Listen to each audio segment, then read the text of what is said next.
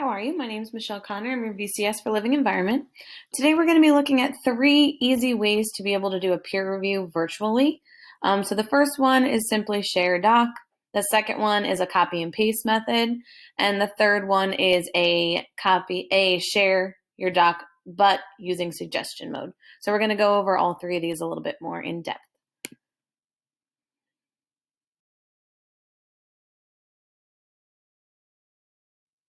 So the first one is probably the easiest and most common used is to simply share the doc with your buddy. So as a teacher, what we like to do is we like to give out or set partners. Sometimes I let the kids choose their partner. A lot of the times the partners are set based off of who's complete with the assignment because you can't peer review an assignment that's not ready to be reviewed or not done. I think it's totally fine to peer review something that's started and incomplete. But there has to be enough material to actually get a good review out of it. So a lot of the times for my classes, I've noticed that the peer review buddies are basically like who's done at the same time. And this one's nice and simple. You'd simply click this blue share button and type in your buddy's email, just like you would normally share any doc, and hit done. The good thing is it's quick and easy. Unfortunately, I've noticed that some students don't like to do this because it does make permanent edits to the original document. So if a student gets a buddy that they may not trust all the way or they don't agree with some of their suggestions, when you're sharing a doc, the edits you're making right now are going to be changing the original document. And that's something that some students are okay with and other students are not.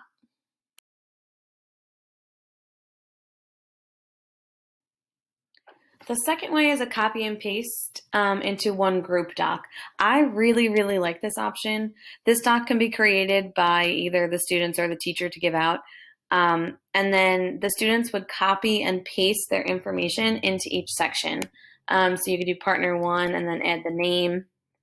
And then partner 2, add the name. And they would literally paste their information into the given table. So partner 1 would paste here, partner 2 would paste here.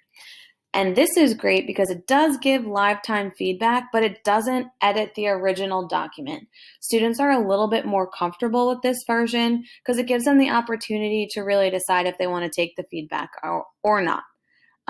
This is also great for teachers because you really are only grading the peer review once, but for both students. So it saves a little bit of time as far as grading goes for peer reviews if you choose to grade the peer review in the process of the peer review. And it also gives you the opportunity to kind of see the pair working and kind of how they mesh together because you're seeing their peer reviews side by side in one document. So this is one I really love to do.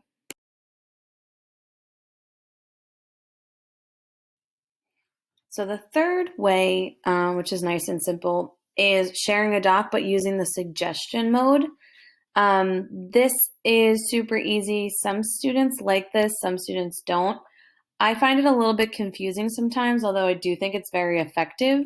It allows the student, so if you go up in this top right-hand corner, you go to suggestion. I also dropped a picture. And what it does is it shows the changes that are made. So you'll notice I took one of the sample emails from the lesson before, and I just pasted it in. And what it does is if you notice, if you go to change something, so for instance, if we want to change exciting, we want to make it a little bit more formal. I want to get rid of that capital EX.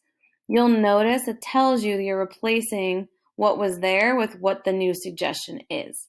And then what happens is the students can go in and can say, yes, I want to make that. So you'll notice theirs is gone. So if we look at this super suggestion where you're taking all the caps and making it regular, what they can do is they can say, no, I want to keep my option. This is a really good example. It's nice and easy, although sometimes I do feel that it is a little confusing for students.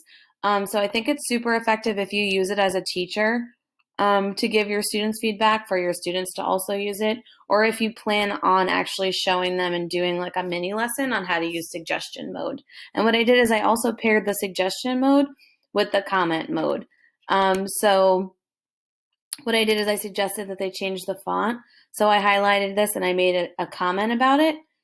So you'll notice if you go to highlight something, the option for comments will come up, which is, here we go, this little blue box here. The great thing about all these options is you could have them done synchronously or asynchronously. So as a teacher, you can assign whether it could be done for homework if you want to do an asynchronous version of this, or you can have this done in class. Again, what usually happens, I know in my classroom, is we kind of have to pair kids up with whoever is finished around the same time as them.